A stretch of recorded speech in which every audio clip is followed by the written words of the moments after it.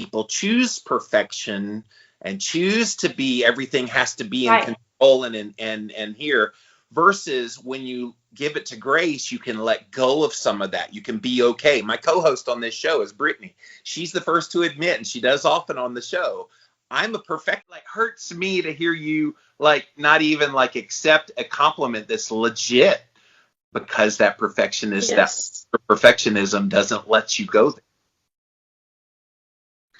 So the next one of the motivations that I wrote down, because I was like, oh my gosh, Jimmy's going to call me out, is they want to be beyond criticism so that no one condemns them. So they're so hyper perfectionist within themselves that they don't want to give anybody else an inkling, a tiny little bit of anything to be able to condemn them. Does me. A lot of it was a coping mechanism, because it was instilled in her when she was a kid that if she didn't get straight 100s on her report card, she was bad. She told the story many times that she had all 197, and she got punished for getting 97 and not 100. Yes. So no wonder, a 28-year-old adult, she's just got this perfectionist mindset. And I'm often telling her, I'm like, purposely flub up on this podcast because I want you to feel that it's okay to really. Totally. Yeah. And grace means not only are our weaknesses covered, grace is not mercy. I think a lot of people confuse mercy with grace. Grace actually means it's like stealing money and going to the judge and he says, you're innocent. And then he gives you money. That's what grace is like. Mercy is like, okay, we're going to let you off. Grace is like, I've got you, like double. And I think it's hard for people to wrap their heads around what that really means too, because of what you just said. It has to do with something greater than yourself. It's something beyond what you can do. And that's the best part of it. It has nothing to do with me. And I don't have to, and that takes away the pressure. Let's dig into control and perfection and why people go there. Because I think on a conscious level, when we kind of think through what that is, when you realize what it is, why would you ever do it? Like almost always, people trying to be perfect, people trying to be in control like you were, and I've done the same thing in my past, we all have.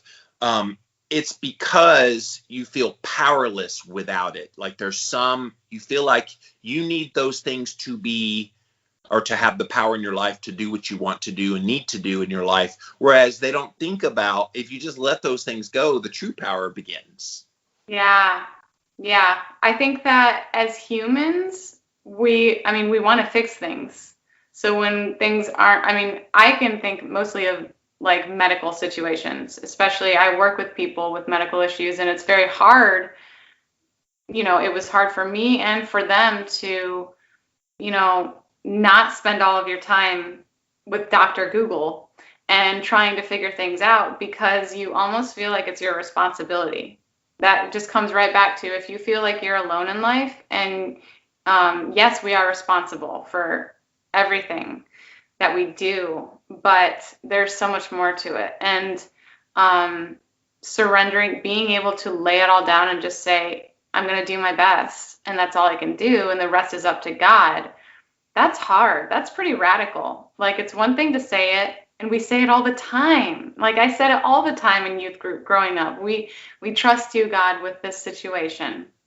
But then what do? We go home and we worry about it, and we idolize it, and we just revolve our entire lives around it. So that's the big change that's happened in me, is I refuse to enable the enemy to steal my joy and to steal my life and my peace, because I don't know what's going to happen tomorrow.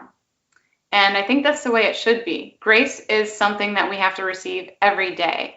And that's the other hard part, is not having like a plan set out in front of us, not knowing how things are going to go. We would really like to think we could just look at our lives and say, this is the diet that I'm going to follow, this is the protocol that I'll do, but it doesn't work that way. because that doesn't require any trust from our creator. And that's what he wants. He wants us to rely on him. He created us. So there's so much to it. So I'm a acronyms guy. So you got my brain flowing with juices. So Grace, getting rid of all control every day. I love it. That's perfect. Did you just come up with that? I just made that up. I love that. That's so awesome. By the way, she mentioned clients. She is a health coach, guys. Go over to Tailored Keto Health over on Instagram. And yeah, you stay busy. Every time you and I like chit chat, you're like, oh, got another client. Talk to you later. And on Instagram, I'm like, yep, she's a busy girl. And in fact, you've got a call as soon as this is over. So you never a dull moment for her. But if you've dealt with any kind of health issue, weight issue, and you need some help, this is a great coach for you. You personally eat a carnivore diet and nutrient dense, and you're always talking about Billy Doe meats and all the things you do. And it's wonderful what you do in your work, but you're not a carnivore. You must eat carnivore for all your clients. Right. So go check her out, you guys. She'll definitely help you out if you need some help with your health. But today we're talking about mindset and mental health. That need for perfection, though, that is the bugaboo for so many people. And it's a fight if you dealt with what Brittany dealt with. I'm glad I never had that pressure. I had other pressures, but not that one, that you had to be perfect.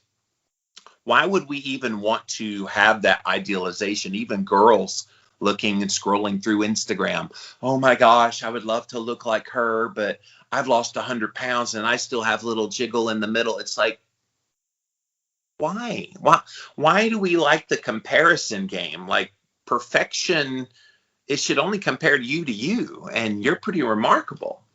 Yeah.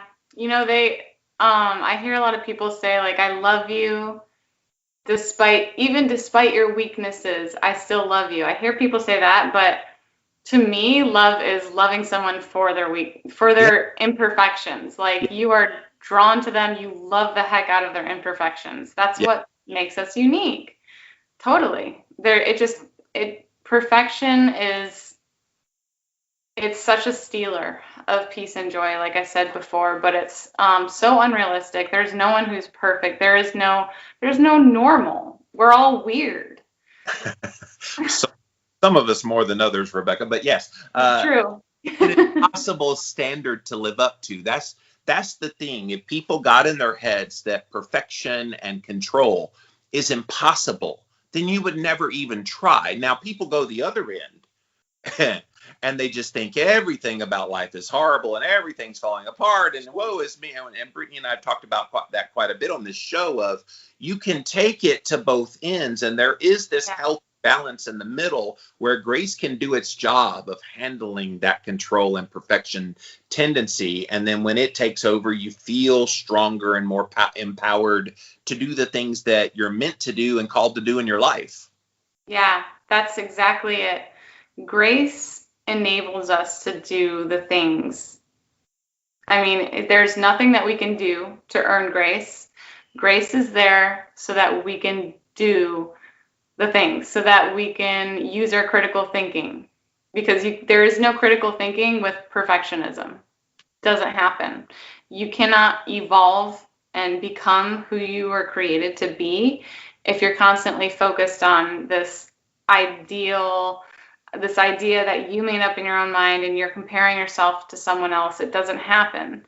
And it really holds people back. It held me back for a long time. It just stole my personality. And I think it also can manifest into a lot of mood disorders, false guilt and shame. It's such a tool of the enemy, I feel like. And God's grace is sufficient for it all. And I think it's also a matter of pride sometimes too, is being able to surrender that control, because sometimes it's scary. But it's worth it. It's always worth it. Totally worth it. And yet people will live in that misery. And they'll just stay there. And I think at some point they know something's wrong, but they haven't found the answer or the answer, whichever way they decide to go. I just feel like they stay stuck in a malaise of their own choice. And with the answer really there, they're just not really grasping it or saying, well, there's got to be more to it than that. Right. Yeah. Yeah, it's one of these issues that I'm really glad we're talking about this today, because, and I feel like you're uniquely qualified with all that you've overcome in your life. I feel like people just need to know they can step out of that and not feel like they have to control everything. And we all know those control freaks in our lives. Like, we know those people that one little thing gets out of whack and they're just like, ah. And so, man, how do you broach that subject? Because I'm sure you have clients that come to you, and I don't want you to reveal any details of clients, but that come to you and they're like that. And you're like, all right, I need to reach them and let them know that might be why they're dealing with X health condition, weight problem, whatever it is they're dealing with. That could be their hindrance and they don't even know it. How do you broach that with somebody when you notice it? I used to be very delicate.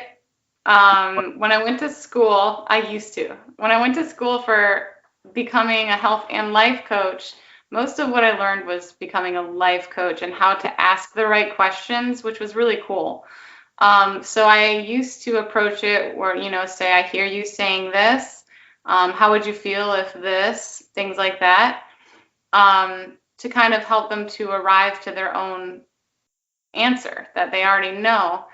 But now, when I see that stealing so much from someone, I get defensive of that human being, because it makes me angry. Yeah. That the enemy is getting away with it. It's like, this beautiful person is wasting their life fretting about things that don't exist. Yes. And literally manifesting more issues. So I'm not as delicate anymore. And I think people need that. I've only had good feedback. It's usually very emotional, and I'll just say, this is an idol in your life. Yes. And usually they'll come out and say, yeah, you know what? This was an idol in my marriage, and this stole so many years when I was trying to get pregnant, and just so many situations. And like I said, it becomes very emotional, and I hold space for that emotion, because it's like grieving for the time lost, and it's grieving for the fact that you're still bound by this addiction. It's an addiction, and it has to be surrendered. So that's when I'll just go right into deliverance. Like, we need to rebuke this, and we need to start renewing your mind, change your thoughts, change the way you speak, change your habits, put a timer on your phone, do something about it, because everything in you is going to be drawn to it. And it's very hard, well, it's scary. And yeah, but what's even scarier is you just wishing your life away and manifesting some of these issues. I mean, really speaking them into existence. So yeah, I'm not as delicate. Well, and one of the cool things that bonds me and Brittany so strongly, she's my best friend.